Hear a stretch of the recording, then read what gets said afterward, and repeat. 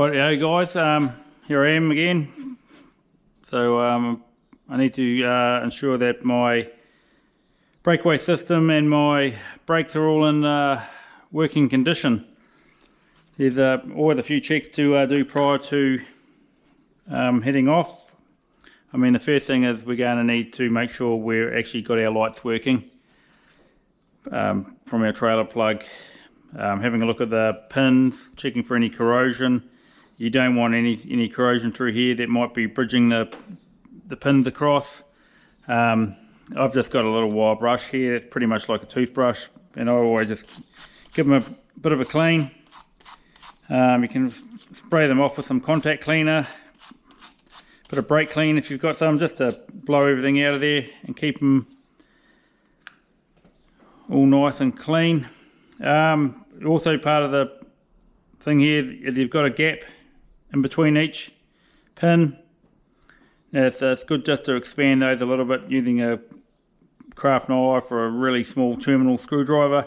Don't go vigorous with them, otherwise you will end up snapping them off, and we don't want that. So if you just spread them apart a little bit, when it plugs into the female socket on your truck, don't forget to actually check the female socket on your truck for cleanliness and everything as well. Otherwise it's going to be a waste of time doing just the one half. So you want to make sure that the pins have got good contact through them, that your cable's in good condition. This has actually got a repair in it where I've actually pinched it, so it's all right to repair them. Underneath here has been heat shrinked, soldered, heat shrinked, and put back together. It's been like that for a little while. Then part of why you've got the trailer plug in your hand, it's normally taped up. I've already removed the tape. I usually have self-amalgamating tape all around it, is to have a look at the connections inside. Very often you'll find that these things are very corroded. A lot of people will assemble them without any protection. It's good just to give them a good wiggle, a pull test on them, and to actually make sure that they're in there. Most of the time you'll see that the screws are really rusted out and you cannot get them out, so it's basically a case of chopping it off and getting a new one. I mean, they're fairly cheap. I like to coat them with Prolan, and it's quite a heavy lanolin, and just to liberally apply that stuff across there. It just adds protection to it. It makes it a little bit messy when you want to go and work on things, but it definitely helps extend the life of them. So yeah, and kind of push it into the terminals at the back there, just to make it a little bit more waterproof. The amount of times I've seen vehicles back themselves right into the drink. Sorry, just trying to get a rag, and you see the trailer plug fully submersed, so let alone the whole back of the vehicle. Certainly hope they go home and wash them sometimes. The old boat ramp's a great place to have a bit of humour. So anyway, it's always just put that back on. Ensure you got the little grommet in the back sitting located, and doing that back up, and then yeah, and that's it. And generally after that, I'll go around this plug, just holding it, trying to add a bit more waterproofness to it with self-amalgamating tape, which makes it super strong and it'll stay together. Part of what you need to know with this plug is here is that when you are towing, that you need your lights on. You'll need your park lights on. I'm sure that most of the hydraulic braking systems out there, electrical over hydraulic, are the same, because that, with your lights on, it uses the park light circuit, I should say, to charge the battery that operates the breakaway system. The battery in here does not operate your foot brakes. That is solely done by yourself applying your brake in your vehicle and sending the signal down, and that will apply the brakes using the brake circuit. But the park light circuit charges this battery, which you want to maintain its charge. It's something that a lot of people forget about, is that you've actually got a battery in the front, and it sits around idle for a long time. You're better off to pull the cover off or whatever and actually keep that on a charger as well, especially if you're both not going to be used for a long time. Part of that too, if there's a fuse inside, pretty much always like a 5 amp fuse, 10 amp fuse in here fusing it. So if you've ever got problems where it's not working, you could also look there. The other thing to keep an eye on is your breakaway connection to your vehicle. First off, you want to make sure that if it's got a good path where it can pull out and operate. So you want to make sure that it actually pulls the pin out and this piece of wire doesn't break. So make sure the wire's in good condition, and you want to make sure that it's not going to get tangled up should your coupling come apart and your truck goes one way, that this doesn't get tangled up and break somewhere else, that it's free to pull the breakaway switch out. It's very easy to test the breakaway, but there's a few things that I personally check and go through. So basically, if you can see you've got your breakaway switch, it's just a case of pulling it out, operating it for 20 seconds,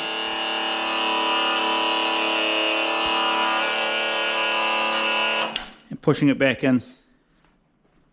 What I do regularly, on a regular basis, just a bit of CRC 5.56 or WD-40, whatever's around, is to actually, when you've got that breakaway out, is to just spray some lubricant in there, and quite often I'll have the battery disconnected and I'll just go in and out with it a bit, just to make sure everything's free inside there.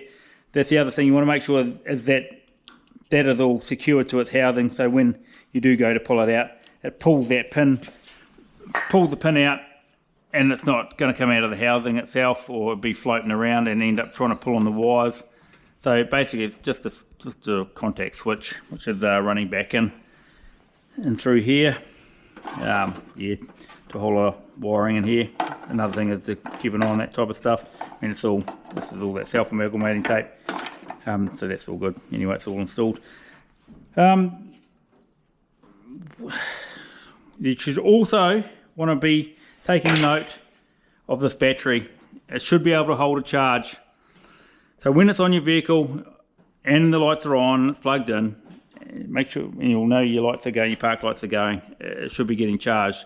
So you should be able to come back here with a multimeter, which I've got in front of me here.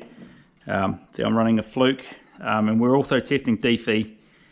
You can see on my meter there, it says volt DC, and you can always tell which one to test it with. That is the volt DC sign. If you come to this one that's alternating current, you'll get the wrong reading. So please be aware of that. I'm not sure.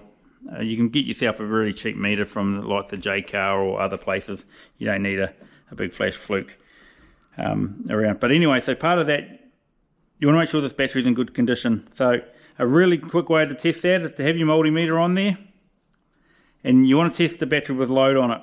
So I would not like to see my battery go below 8 volts while it's operating. If it does go below 8 volts, I'll definitely give it a charge and then retest it. Remembering that a 12.6 volts is a fully charged battery, 12.2 volts is a discharged battery. Although that might seem not right to you, but that is actually what it is. So basically, at the moment I'm reading 12.53. I've been playing with the Breakaway. I actually come in here to start this and it actually didn't work. And that's why I've got the cover off, and actually found the main positive terminal had come loose. So that was a good pickup. I've got to make sure that's working before I go away. Anyway, so that's all sorted. So looking at that now, it says 12.53 volts. So I'm going to pull it out, and we should be able to watch that voltage go down. And we'll run it for probably 15 seconds or so. And did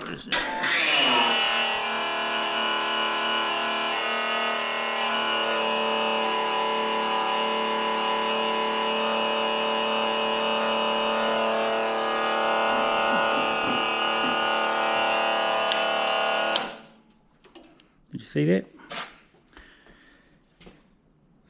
So there, that only went down to 11.4 volts. So I'm very happy with that. I would expect that because I've only replaced that battery recently due to it being in there for many years, and going for reliability and that it was not starting to hold charge properly. So that battery and everything tests fine in there. So we now know the breakaway system works. Now the breakaway system is going to hopefully save your boat from travelling away and crossing the centre line or stuff like that. Another good thing to do is while you've actually got that breakaway removed, is to run along and have a quick look underneath and make sure that you've got no high brake fluid leaks. I mean, if you've got a good clean floor, you can pull that pin out, run it for that 30 seconds, push it back in, and actually go and run your hand along underneath all your brake pipes, go down to where your calipers are, and it should all work. Now, a thing to remember is that you cannot test your foot brake operation from your vehicle to the trailer unless you are physically moving. So basically it's got an inertia or an accelerometer system in them to know that when you're moving, so it works in and can work in with your speed, so it can brake proportionally to what speed you're doing, so it knows how to apply what type of pressure. I mean, you've got a manual gain button in a few of these systems where you can set for more gain or less gain to apply more pressure as you brake or whatever. My personal preference is I don't want the trailer braking, trying to do all the braking, so I try and have it so the truck is doing the majority of the braking, and to be honest, I tow with a Chevy, and so I use the trailer braking function in there to actually use the transmission more so than the braking. So I'm happy with how this one's working now. There's one other check to do. Obviously you should always check to make sure what the brake fluid level is inside your unit, and top that up to the required level, and reattach the cap, and then make sure your cap's in good condition and that it seals as well. Because like what I was saying is that when brake fluid gets water in it, which is called, because it's hydroscopic, what can happen is if you actually are getting hot brakes, and the water gets down, it can corrode inside your pipe work. Also it can actually boil off inside when it's down by the brakes and it's getting real hot, and cause steam, and with steam is compressible, so therefore you don't have a solid link to your brake calipers, so, and therefore your braking is inefficient, as in it may not apply the full pressure that's required. But yeah, always make sure you've got yourself a good brake fluid. I mean, they're all pretty standard, .4, .5. I've just got a .4 in this one, and it's got a good lid. It's a full bottle, and I always leave mine inside here so I know where it is if I should have an issue. Always check your terminals on here, make sure they're tight, which is what I found a fault with today. It had come loose. Make sure your crimps are good and everything like that. And there's also make sure things like your wiring's not getting chafed through anywhere, cause a short or anything like that. And that's about it, guys. There's not really much more to the system. If you aren't sure if it's working when you're braking, you can easily go for a run with your boat on. You can have a thermal gun with you. It's quite easy to see that your calipers, if they've been being applied to your calipers, the rust will be gone, it'll be clean, and there should be a fair bit of temperature in it. You also want to, if you've got a thermal gun, it's handy to actually check all 4 rotors and make sure that each axle has got the same sort of temperature on each rotor, so to make sure that one's not holding on or something like that. Because if you've got a piston that's out of shape on your caliper and you're putting it on, what it does is it can bind up in the caliper housing, and so when you put it on, it sticks. And then the only way it comes back again is with a bit of wobble that you've got in the caliper and everything, or basically it wears it out, wears your pad off. So you want to make sure of that. And the other thing is, if you've got one axle that seems to be doing a lot more braking than the other, your pad life isn't the same. You seem to get a lot more wear out of your rear axle, or vice versa, rear, front, whichever it is. The temperature is a lot hotter on one than the other axle all the time. Check how your trailer is sitting on your back of your vehicle. Put a level on it. Make sure it's actually level through, so your weight is distributed through your axles. This is something I found out quite recently with trial and error, trying to resolve some issues that I did have with the braking system on this trailer over the years. And once I'd lifted it up a few inches onto, because I'd actually got a different tow ball that had adjustable height on it, and I've been playing with the height of it. And once I got it all leveled out with levels and everything and managed to get it sitting right, I found that I was able to even the braking temperatures up a lot between the two axles, and to the point that it decreased the front temperatures, increased the rear, and they're pretty much even now when it tows along. So it's just something to consider, especially if you're not getting a lot of even wear between your brake pads. But that's about me. Thanks for watching. If you've got any questions, shoot us a message.